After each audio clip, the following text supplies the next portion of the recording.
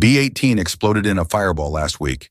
SpaceX announced B19 will be ready for cryo testing in December, racing against time. Everyone thinks the booster delay killed Flight 12's January timeline. But what if the real crisis is hiding in plain sight? Ship 39 sits in Mega Bay, looking flight-ready with its complete heat shield. Meanwhile, its test article S39.1 hasn't run a single cryo test. Compare that to B18.1, which has been testing since May with 10 cryo runs and still isn't done. How can SpaceX launch V3 without any test data? Let's dive right in. Here's the shocking truth about Flight 12. SpaceX confirmed it's targeting Q1 2026, and every news outlet immediately blamed B18's rupture. The booster exploded during pneumatic proof testing, likely another COPV failure, just like Ship 36 back in June. But here's where it gets interesting. SpaceX announced B19 would be ready for cryo testing in December. That's less than 4 weeks away. Is that even physically possible? Let's break down what needs to happen. The fastest booster stack SpaceX ever completed took over 3 months. That was B17, and they had every single part ready to go, just waiting for assembly. B19 is a completely different beast. It's version 3 with a radically redesigned fuel manifold and no separate LOX header tank like V2 had. The entire aft section looks nothing like B17. Why would SpaceX redesign everything that was already working? The answer reveals their real strategy. Version 2 worked fine on flights 10 and 11, but it wasn't built for mass production. Version 3 is Starbase's gigafactory moment. If SpaceX assembles B19 in 1/3 the time it took for B17, that's not just fast. That's proof they've cracked the code on rapid booster manufacturing. Can they actually pull this off? Right now, B19 has 2 segments stacked. The A34 aft section just moved into Mega Bay 2 on November 28th. That's 4 rings done with the new V3 manifold installed. The internals are wildly complex with pipes and conduits everywhere. Every 3 days, another segment rolls into the bay. The pace is unreal, but they're still looking at weeks of work ahead. Even if they hit December for completion, that's just the start. Then comes cryo testing, static fires, and integration with the ship. So the booster timeline is tight but manageable. What about the ship? Ship 39 is in Mega Bay 1 right now and it looks gorgeous. The heat shield is fully installed. The stack is complete. Orbital refueling hardware is baked into the design.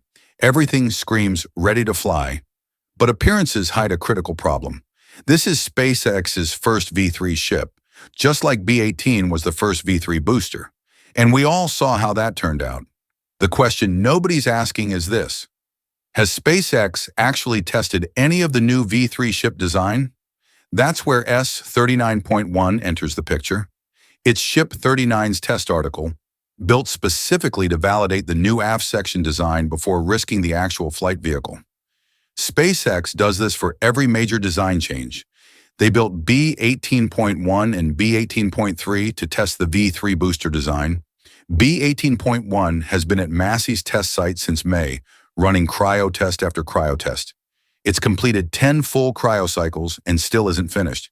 That's 6 months of testing and counting. Meanwhile, S39.1 hasn't fired once. Not a single cryo test. Zero data. How can SpaceX confidently fly Ship 39 without knowing if the design actually works? Here's the uncomfortable reality. If SpaceX follows their standard testing protocol, S39.1 needs months of testing before Ship 39 can proceed. But there's no time for that. Flight 12 is supposedly launching in Q1. That's January, February, or March.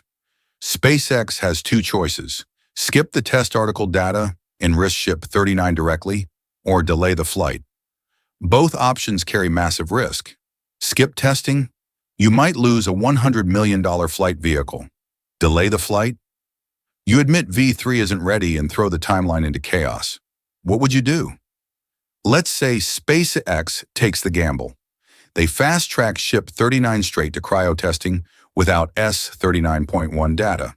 Best case scenario, everything works perfectly and the ship is ready by February. That's still 2 months away, not January. But what if they find issues during testing? Every problem adds weeks to the timeline.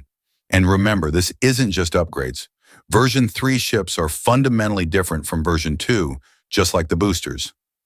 New systems mean new failure modes nobody has discovered yet. Is February even realistic? The math doesn't add up for January. B19 won't be fully tested until late December at the earliest. Ship 39 can't start meaningful testing until S39.1 provides baseline data, or until SpaceX decides to risk it all. Pad 2 is ready, that's not the issue. The pad has been waiting since B18 was scheduled for its first static fire there. The hold-down clamps are tested. The deluge system works. The tank farm is operational. The ship quick disconnect and extender are installed. Everything is green on the pad side, but a ready pad doesn't matter if you don't have a flight vehicle. Then there's the engine situation. Does SpaceX even have 39 Raptor 3 engines ready? Each full stack needs 33 engines for the booster and 6 for the ship. That's 39 total. Raptor 3 is completely different from Raptor 2. The entire powerhead is actively cooled and radically simplified. No external cables, no pneumatic lines, nothing. It looks almost naked compared to Raptor 2. The engines sit exposed under the booster aft skirt instead of tucked inside. They face re-entry heat, wind, and weather directly. Can these streamlined engines handle that punishment? The ring watchers tracked every Raptor 3 engine spotted at McGregor test site. They've counted 36 engines confirmed with the highest serial number at 68. That's well over 39 engines, easily enough for one complete Flight 12 stack. Plus, the Raptor team didn't plan for B18's failure. They're already building the next 39 engines for B20 and Ship 40.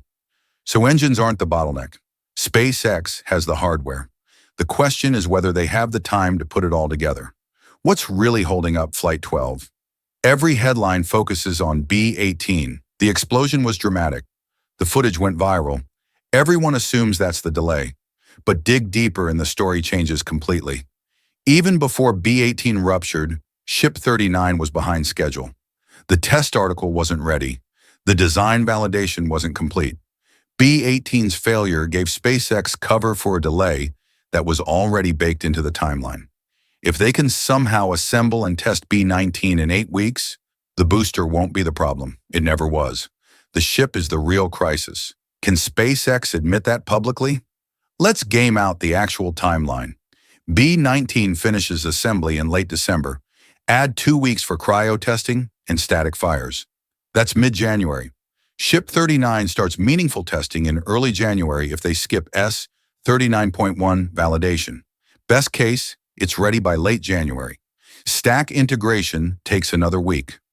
Wet dress rehearsal can't be skipped for the first V3 full stack. That's early February at the absolute earliest. And this assumes 0 problems, 0 delays, and perfect execution. Has SpaceX ever hit a timeline that aggressive on a completely new design? What happens when reality hits? February 22nd is my call.